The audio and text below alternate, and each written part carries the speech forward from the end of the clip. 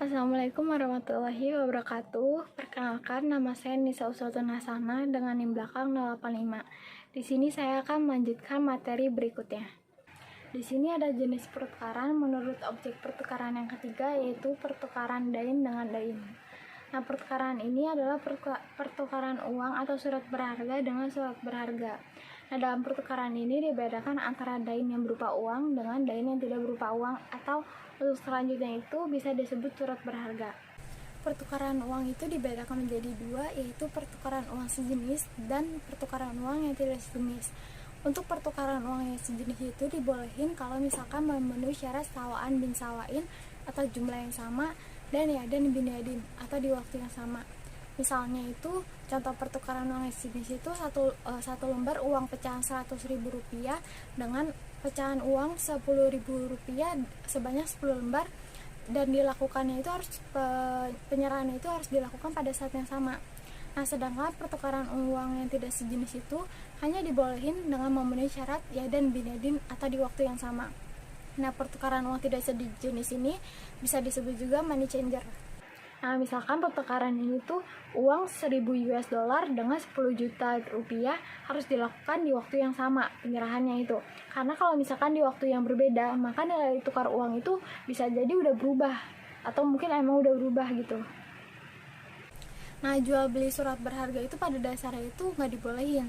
Tapi bila surat berharganya itu dilihat secara lebih rinci, dapat dibedakan menjadi dua, yaitu surat berharga yang merupakan representasi ain dan surat berharga yang tidak representasi ain. Nah, secara umum surat berharga yang representasi ain ini yang dibolehin. Nah, secara rinci itu jual beli surat berharga itu dapat dibedakan menjadi penjualan kepada si penghutang dan penjualan kepada pihak ketiga. Materi selanjutnya ada pilar teori pertukaran setelah objek pertukaran, yaitu waktu pertukaran. Nah, fikih ini membedakan dua waktu pertukaran, yaitu yang pertama nakdan atau immediate delivery, yaitu waktu penyerahan objek penukaran itu dilakukan pada saat transaksi itu terjadi.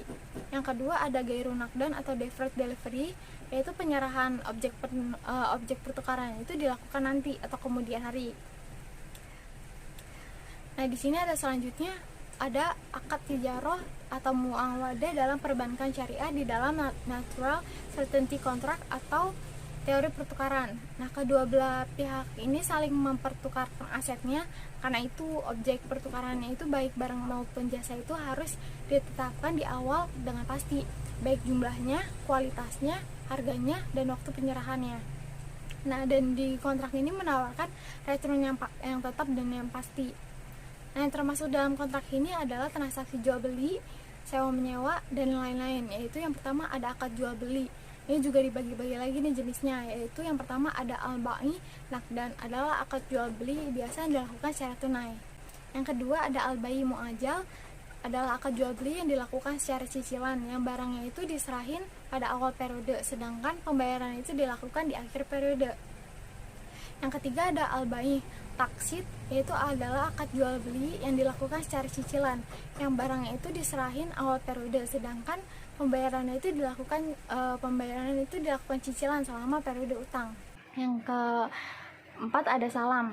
Dalam jual beli jenis ini itu barang yang ingin dibeli itu biasanya belum ada, misalnya itu masih harus diproduksi. Nah, salam ini kebalikannya dari al-ba'i muajal. Dalam salam ini uang itu diserahin di muka sekaligus, sedangkan barang itu diserahin di akhir periode. Selanjutnya ada istisna. Ini bentuk jual beli ini jenis akadnya itu sebenarnya akad salam, tapi pembayaran itu dilakukan secara cicilan selama periode pembiayaan. Nah, ini itu merupakan kebalikannya dari akad al-ba'i taksid. Selanjutnya ada murobaha. Ini adalah akad jual beli di mana si penjual itu menyatakan dengan terbuka kepada si pembeli mengenai tingkat keuntungan yang diambilnya. Nah, akad ini digunakan dalam praktik perbankan syariah karena diasumsikan si nasabah itu tidak begitu mengetahui teknik perhitungan bagi hasil. Lalu akad selanjutnya yaitu akad sewa menyewa. Di sini juga ada ijarah dan ijarah muntahiyah bitamlik. Nah, yang pertama itu ijarah. Akad ini untuk memanfaatkan jasa atas barang atau jasa tenaga kerja. Nah, untuk objeknya barang itu disebut sewa, sedangkan objeknya jasa itu disebut upah. Nah, pada ijarah ini tidak terjadi pemindahan kepemilikan objek ijarah tadi. Nah, kalau misalkan ijarah muntahiyah bitamlik sama kayak akad ijarah tadi, tapi kalau misalkan ijarah muntahiyah bitamlik ini ada kemungkinan perpindahan kepemilikan objek ijarah. Materi selanjutnya ada penyerahan dan pengikatan objek pertukaran. Yang pertama itu ada penyerahan. Tata cara penyerahan itu tergantung pada sifat, jenis, atau kondisi yang diakatkan atau objeknya, dan juga wajib memperhatikan kebiasaan dan kepatutan dalam masyarakat. Nah, kalau objek itu berupa barang seperti dalam akad jual beli atau dapat dinikmati atau dapat diambil manfaatnya, itu jika objek itu berupa manfaat benda seperti dalam sewa menyewa benda.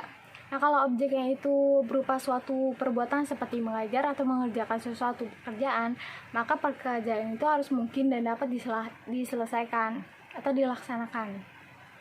Nah, setelah akad itu dilakukan, para pihak itu wajib memenuhi kewajibannya.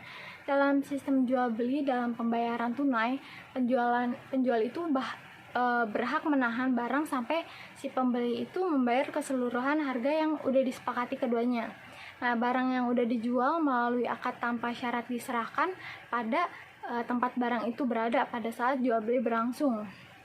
Nah, jika barang yang dijual itu rusak ketika masih berada di tanggungan si penjual sebelum diserahkan pada pembeli, maka kerugian itu ditanggung oleh si penjual itu. Begitu juga sebaliknya. Nah, mungkin emang sistem penyerahan tadi itu yang udah dijelasin tadi itu merupakan penyerahan pada proses jual beli, tapi untuk akad pertukaran tata cara ini emang berlaku. Selanjutnya yang kedua yaitu pengikatan. Akad pertukaran yang sah dan mengikat berakibat berpindahnya hak pada objek pertukaran, dan akad pertukaran yang batal tidak mengakibatkan berpindahnya hak pada objek pertukaran. Sekian presentasi dari saya. Materi selanjutnya akan disampaikan oleh rekan saya, Dina. Terima kasih. Wassalamualaikum warahmatullahi wabarakatuh.